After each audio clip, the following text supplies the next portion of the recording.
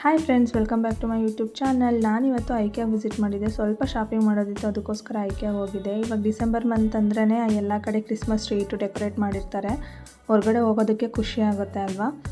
ಇಲ್ಲೂ ಕೂಡ ಅಷ್ಟೇ ಕ್ರಿಸ್ಮಸ್ ಟ್ರೀಸ್ ಮೇಲೆಲ್ಲ ಡಿಸ್ಕೌಂಟ್ ಇತ್ತು. ಕ್ರಿಸ್ಮಸ್ ಟ್ರೀ ಕೂಡ ಇಟ್ಟು ಡೆಕೋರೇಟ್ ಮಾಡಿದರು. ಅದೆಲ್ಲ ನೋಡಿಕೊಂಡು ನನಗೇನು ಬೇಕೋ ಎಲ್ಲ ಶಾಪಿಂಗ್ ಮಾಡ್ಕೊಂಡು ಬಂದೆ.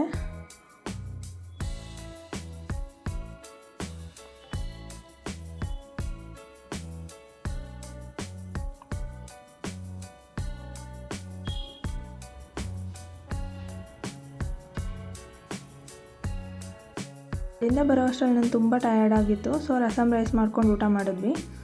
ಕ್ವಿಕ್ಕಾಗಿ ಮಾಡ್ಬೋದು. ಈ ರೆಸಿಪಿ ನಿಮ್ಮ ಜೊತೆನೂ ಕೂಡ ಶೇರ್ ಮಾಡ್ತಾಯಿದ್ದೀನಿ. 2 ಟೊಮೆಟೊ ತೊಗೊಂಡಿದ್ದೀನಿ, ಅರ್ಧ ಸ್ಪೂನಷ್ಟು ಅರಿಶಿನ, ಅರ್ಧ ಸ್ಪೂನಷ್ಟು ಉಪ್ಪು, ಅರ್ಧ ಸ್ಪೂನಷ್ಟು ಖಾರದ ಪುಡಿ ತೊಗೊಂಡಿದ್ದೀನಿ, 1.5 ಸ್ಪೂನಷ್ಟು ಜೀರಿಗೆ, ಅರ್ಧ ಸ್ಪೂನಷ್ಟು ಕಾಳು ಮೆಣಸು ತೊಗೊಂಡಿದ್ದೀನಿ, 1 ಬೆಳ್ಳುಳ್ಳಿನ ಬಿಡಿಸಿಟ್ಕೊಂಡಿದ್ದೀನಿ ಸಿಪ್ಪೆ ತೆಗೆದು. ಜವಾರಿ ಬೆಳ್ಳುಳ್ಳಿ ಆದರೆ ನೀವು ಸಿಪ್ಪೆದೇನು ತೆಗೆಯೋದು ಬೇಡ, ಹಂಗೆ ಯೂಸ್ ಮಾಡ್ಬೋದು. ಸ್ವಲ್ಪ ಇಂಗು ಒಗ್ಗರಣೆಗೆ, 2 ಕೆಂಪು ಮೆಣಸಿನ್ಕಾಯಿ, 1 ಹಸಿರು ಮೆಣಸಿನ್ಕಾಯಿ, ಸಾಸಿವೆ ಮತ್ತು ಕರಿಬೇವು ತೊಗೊಂಡಿದ್ದೀನಿ. ಇದು ಅಷ್ಟೇ ಒಗ್ಗರಣೆಗೆ. ಸ್ವಲ್ಪ ಕೊತ್ತಂಬರಿ ಸೊಪ್ಪು ತೊಗೊಂಡಿದ್ದೀನಿ. ಬನ್ನಿ ಇವಾಗ ಯಾವ ಥರ ಮಾಡೋದಂತ ನೋಡೋಣ.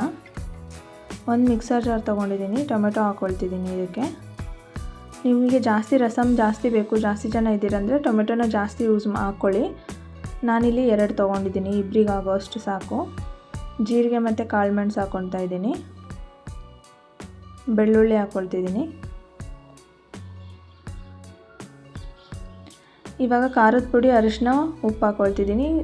ಕೆಲವೊಬ್ಬರು ಇದಕ್ಕೇ ಹಸಿರು ಮೆಣಸಿನ್ಕಾಯಿ ಕೂಡ ಹಾಕ್ಕೊಂಡು ರುಬ್ತಾರೆ, ಆದರೆ ಅಸಿಡಿಟಿ ಆಗುತ್ತೆ ಅಂತ ನಾನು ರುಬ್ಬಕ್ಕೆ ಹಸಿರು ಮೆಣಸಿನ್ಕಾಯಿ ಹಾಕ್ಕೊಳ್ಳಲ್ಲ, ಒಗ್ಗರಣೆಗೆ ಹಾಕ್ಕೊಳ್ತೀನಿ. ಸ್ವಲ್ಪ ಕೊತ್ತಂಬರಿ ಸೊಪ್ಪು ಹಾಕ್ಕೊಂಡು ಮಿಕ್ಸರ್ ಮಾಡ್ಕೊಳ್ತಿದ್ದೀನಿ. ಇವಾಗ ಅದನ್ನು ತರ್ತರಿಯಾಗಿ ರುಬ್ಕೋಬೇಕು. ಜಾಸ್ತಿ ಸ್ಮೂತ್ ಪೇಸ್ಟ್ ಮಾಡ್ಕೊಳಕ್ಕೆ ಹೋಗಬಾರ್ದು, ತರ್ತರಿಯಾಗಿ ಈ ಥರ ರುಬ್ಕೋಬೇಕು. ಇವಾಗ ಇದಕ್ಕೆ ಒಗ್ಗರಣೆ ಹಾಕೊಳ್ಳೋದಕ್ಕೆ ಒಂದು ಪಾತ್ರೆಯಲ್ಲಿ 2 ಸ್ಪೂನ್ ಆಯಿಲ್ ಹಾಕ್ಕೊಂಡಿದ್ದೀನಿ. ನೀವು ಇದಕ್ಕೆ ಇದ್ರ ಜೊತೆ 1 ಸ್ಪೂನ್ ತುಪ್ಪ ಕೂಡ ಸೇರಿಸ್ಕೋಬೋದು. ನಾನು ಬರೀ ಆಯಿಲ್ ಹಾಕ್ಕೊಂಡಿದ್ದೀನಿ. ಅದಕ್ಕೆ ಸಾಸಿವೆ ಹಾಕ್ಕೊಂಡು, ಸಾಸಿವೆ ಸಿಡಿಯೋಕ್ಕೆ ಸ್ಟಾರ್ಟ್ ಆದ ತಕ್ಷಣ ಕೆಂಪು ಮೆಣಸಿನ್ಕಾಯಿ ಮತ್ತು ಹಸಿರು ಮೆಣಸಿನ್ಕಾಯಿ ಹಾಕ್ಕೊಂಡಿದ್ದೀನಿ. ಕರಿಬೇವು ಹಾಕ್ಕೊಳ್ತಿದ್ದೀನಿ.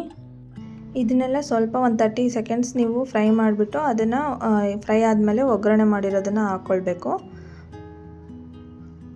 ನೋಡಿ, ಇಷ್ಟೇ ಸಿಂಪಲ್ಲಾಗಿ 5 ಮಿನಿಟ್ಸಲ್ಲಿ ರಸಮ್ ರೆಡಿ ಮಾಡ್ಕೋಬೋದು. ನಾನು ಕೂಡ ಆಫೀಸಿಂದ ಬಂದು ಟಯರ್ಡ್ ಆಗಿದ್ದರೆ ನನಗೇನಾದರೂ ತುಂಬ ಟೇಸ್ಟಿಯಾಗಿ ಊಟ ಮಾಡಬೇಕು, ಬಟ್ ನನಗೆ ಬೇರೆ ಏನೂ ಪ್ರಿಪೇರ್ ಮಾಡೋದಕ್ಕಾಗಲ್ಲ, ಟಯರ್ಡ್ ಆಗಿದೆ ಅಂತ ಅನಿಸಿದ್ರೆ ನಾನು ಇದೇ ರಸಮ್ ರೈಸ್ ಮಾಡಿಕೊಂಡು ಊಟ ಮಾಡ್ತೀನಿ. ತುಂಬ ಚೆನ್ನಾಗಿರುತ್ತೆ. ನೀವು ಒಂದ್ಸಲ ಮನೇಲಿ ಟ್ರೈ ಮಾಡಿ. ಇವಾಗ ನಾನು ಇನ್ನೊಂದು ಸ್ವಲ್ಪ ನೀರು ಹಾಕ್ಕೊಂಡು ಚೆನ್ನಾಗಿ ಮಿಕ್ಸ್ ಮಾಡ್ಕೊಳ್ತಾ ಇದ್ದೀನಿ. ಈ ಟೈಮಲ್ಲಿ ನೀವು ಟೇಸ್ಟ್ ನೋಡಿಬಿಟ್ಟು ಇನ್ನು ಸ್ವಲ್ಪ ಉಪ್ಪು ಹಾಕ್ಕೊಳ್ಬೋದು. ನಾವು ಆಲ್ರೆಡಿ ಮಿಕ್ಸರ್ ಮಾಡುವಾಗ ಆಲ್ರೆಡಿ ಉಪ್ಪು ಹಾಕ್ಕೊಂಡಿದ್ವಿ. ಇನ್ನು ಸ್ವಲ್ಪ ನೀವು ಬೇಕಂದರೆ ಹಾಕ್ಕೊಳ್ಬೋದು. ನಾನು ಸ್ವಲ್ಪ ಉಪ್ಪು ಹಾಕ್ಕೊಳ್ತಾ ಇದ್ದೀನಿ. ಇವಾಗ ಸ್ವಲ್ಪ ಕೊತ್ತಂಬರಿ ಸೊಪ್ಪು ಹಾಕ್ಕೊಂಡು ಚೆನ್ನಾಗಿ ಮಿಕ್ಸ್ ಮಾಡಿ 1 ಕುದಿ ಕುದಿಸಿದ್ರೆ ಸಾಕು. ರಸಮೇನು ಜಾಸ್ತಿ ಕುದಿಸೋದೇನು ಬೇಡ, 1 ಕುದಿ ಕುದಿಸ್ಕೊಂಡ್ರೆ ಸಾಕು. ಇದಕ್ಕೇ ಬೇಳೆ ಬೇಯಿಸ್ಕೊಂಡು ಹಾಕ್ಕೊಂಡು ಬೇಳೆ ರಸಮ್ ಅಂತ ಮಾಡ್ಬೋದು, ಆದರೆ ಅದು ಸ್ವಲ್ಪ ಬೇಳೆ ಬೇಯಿಸ್ಕೊಳಕ್ಕೆಲ್ಲ ಟೈಮ್ ಆಗುತ್ತೆ. ಸೊ ನಮಗೆ ಟೈಮ್ ಇಲ್ಲ, ತುಂಬ ಟಯರ್ಡ್ ಆಗಿದೆ ಅಂದಾಗ ಈ ಥರ ನೀವು ಟ್ರೈ ಮಾಡಿ ನೋಡಿ, ನಿಮಗೆ ಖಂಡಿತವಾಗ್ಲೂ ಇಷ್ಟ ಆಗುತ್ತೆ.